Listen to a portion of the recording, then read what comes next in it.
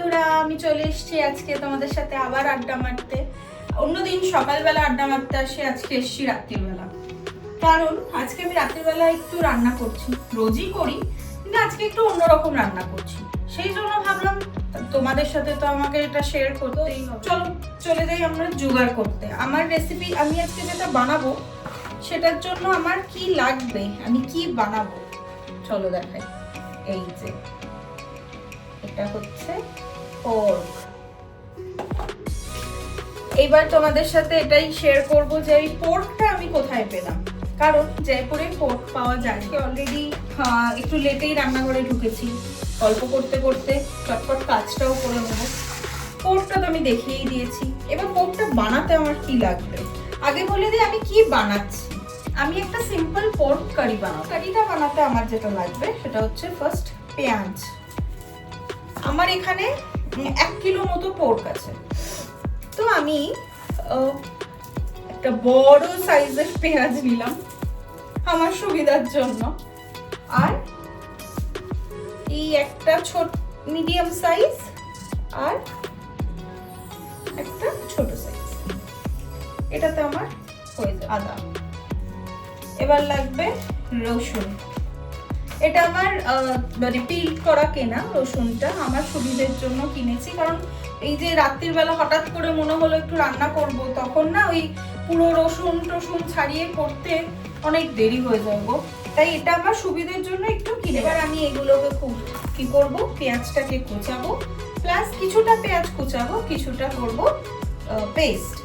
আর আদা রসুন তো আছেই, তার সাথে লাগবে টমেটো, কাঁচা লঙ্কা, বাস এই খুব সামান্য জিনিস। যেরকম আমরা মাংস বানাই আমরা ঠিক ওরকমই মাংস বানাবো। তোমাদের শপিং পুজোর কত দূর এগোলো? আই থিংক শপিং ডান না? আমাদের এখানে শপিং পুজোর জন্য এইভাবে আলাদা করে করি না, কিন্তু ওই বাচ্চার জন্য তো একটু মনেই হয় পুজো, তো ওর জন্যই আমার শ্রদ্ধার জন্য আর কি, ওর নাম শ্রদ্ধা, আমার মেয়ের নাম শ্রদ্ধার জন্য কিনতে যাব আজকালের মধ্যেই যাব। এবার ছাড়াবো আদা। আমি না সবকিছুতে আদা জিনিসটা একটু বেশি ইউজ করি, আদার প্রতি আমার খুব ভালোবাসা। মানে আমার মনে হয় আদা আর টমেটো ছাড়া কোনো রান্না হয় না। আদাও ছাড়ানো হয়ে গেছে, রসুন তো আমার আগে থেকেই ছাড়ানো।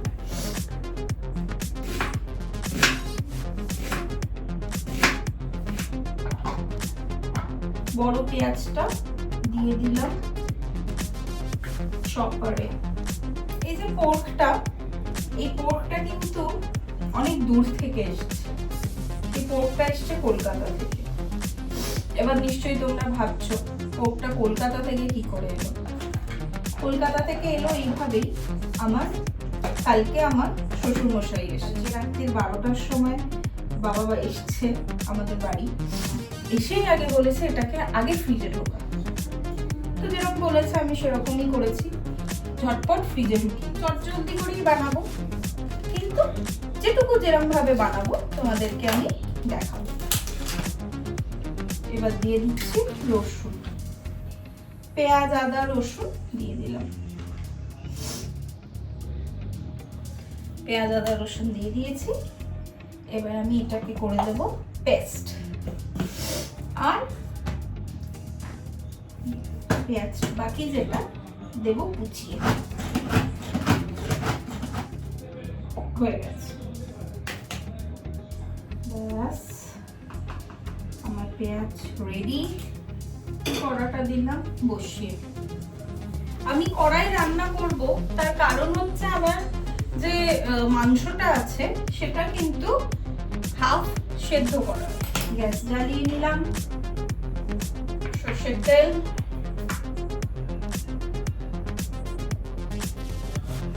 পোর্কের জন্য বেশি তেল লাগে না, কারণ পোর্কের নিজস্ব মানে যেহেতু খুব চর্বি থাকে পোর্কে, তাই জন্য তেল খুব একটা লাগে না, কিছুটা মাটনের মতো।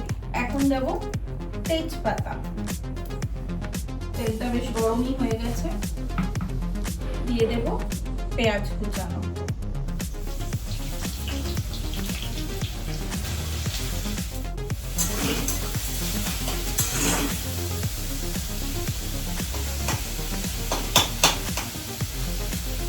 পেঁয়াজটা যতক্ষণ ভাজা হচ্ছে আমি রেডি করে নেবো আমার পেঁয়াজ আদা রসুন পেস্ট।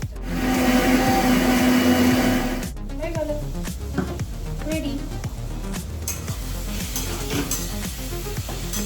পেঁয়াজের পেস্টটা মানে পেঁয়াজ আদা রসুনের পেস্টটা আমি দিয়ে দিয়েছিলাম, খালি এই যে একটু ভেতরে লেগেছিল, পরিষ্কার করে দিয়ে দিচ্ছি। মশলাটা কিন্তু কষানোটা খুব ইম্পর্টেন্ট। মশলা যদি ঠিক করে না কষানো হয় না, মশলার একটা কাঁচা গন্ধ খাবারে থাকে। এবার আমার সেকেন্ড প্রসেস হচ্ছে, এই যে মিক্সার গ্রাইন্ডারের জারটা, এটা আমি এখনো ধুইনি। এতে আমি দিয়ে দেবো টমেটো, কাঁচা লঙ্কা আর একটু গোটা গরম মশলা।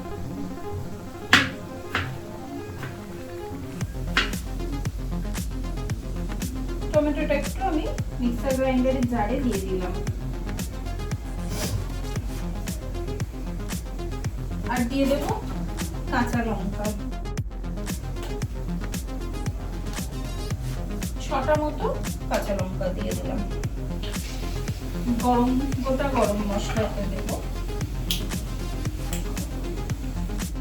গুঁড়ো গরম মশলা পাওয়া যায়, অনেকেই ইউজ করে। আমিও অনেক সময় একটু রাখি যাতে চটজলদি বানানোর জন্য ইউজ করা যায়, কিন্তু আমি প্রেফার করি অলওয়েজ গরম মশলা গোটা, সেটাকে আমি একটু পেস্ট করি।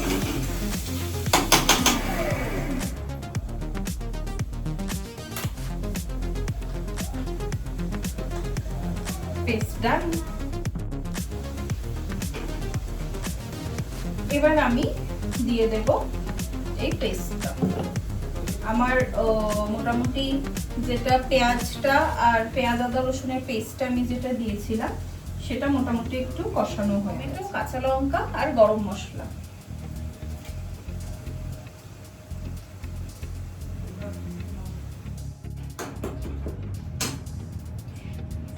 এবার আমি দেব এতে আমার যা যা গুঁড়ো মশলা লাগবে। ফার্স্ট দিয়ে দেব হলুদ 1 চামচ মতো, তারপর দেব একটু রেড চিলি পাউডার, বুঝেই দেব কারণ আমার কাঁচা লঙ্কাটা পেস্ট করে দেওয়া আছে। একটু কাশ্মীরি মির্চ কালারের জন্য। আমি একটু গরম জল বসিয়ে দিই, আর মাংসটা যখন কষাবো, যেহেতু আমার মাংসটা অলরেডি হাফ সেদ্ধ করা, মাংস থেকে জল বেরোবে না, সেজন্য আমি একটু হালকা গরম জল করে নেব, জল দিয়ে কষাবো।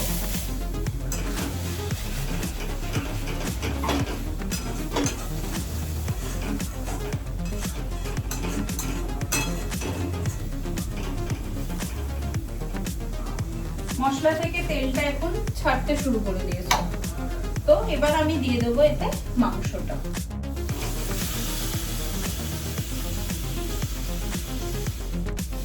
এবার আমি মশলার সাথে ভালো করে মাংসটা কষাবো।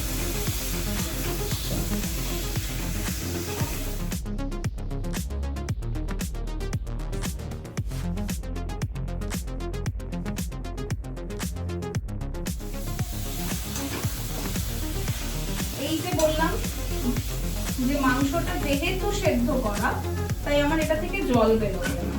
আর আমি বললাম না, যখন পোর্ক রান্না করবে, হয় প্রেসারে করবে কাঁচা মাংসটা যদি করো, আর যদি একটু আগে সেদ্ধ করে নাও, মানে ওই ধরো 60-70% যদি তুমি সেদ্ধ করে নাও, তো তাহলে তোমরা কড়াই করতে পারো। আর ওই যে স্টকটা যেটা বেরোবে, ওই স্টকটা দিয়ে কিন্তু মশলাটা কষাতে পারো। এবার আমার কাছে না স্টক আছে আর না কাঁচা মাংস, তাই আমার কাছে একটাই উপায়, একটু গরম জল। গরম জল দিয়ে দিয়ে আমি মাংসটা কষাতে পারি। আমার দিদা বলতো, মাংস যত কষাবে মাংসে তত স্বাদ। পোর্কটা এখন আমি মন দিয়ে কষাচ্ছি।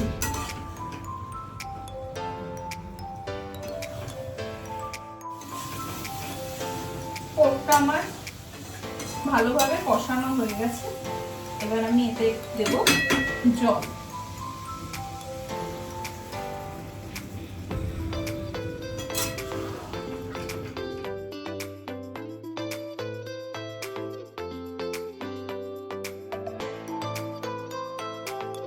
পোরকে আমি দিয়ে দিয়েছি জল। এবার এখন এটা হবে কিছুক্ষণ সেদ্ধ, কারণ মাংসটা হাফ সেদ্ধ ছিল, আমাকে এবার ফুল সেদ্ধ। দেখি মাংসটা কি স্টেজে দাঁড়ালো, এখনো হয়নি অবশ্য, কিন্তু তাও একটু দেখে নিই।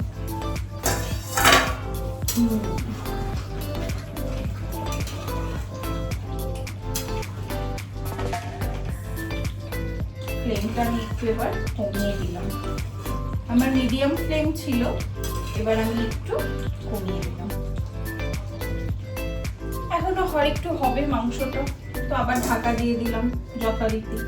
গ্যাসটা একদম আস্তে করে রেখেছি, স্লো কুক হোক। আমি ততক্ষণ রুটিটা বানিয়ে ফেলি।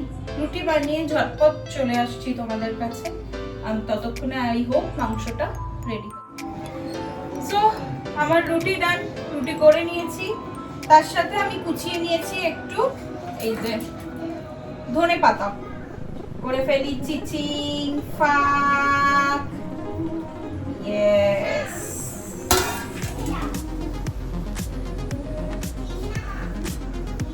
তো আমার মাংস রেডি। এবার আমি দিয়ে দেবো একটু কুচানো ধনে পাতা।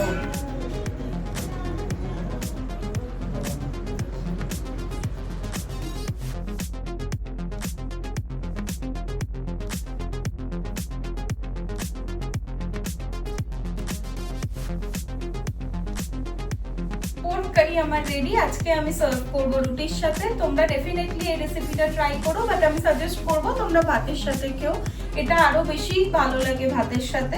রুটি দিয়েও ট্রাই করতে পারো।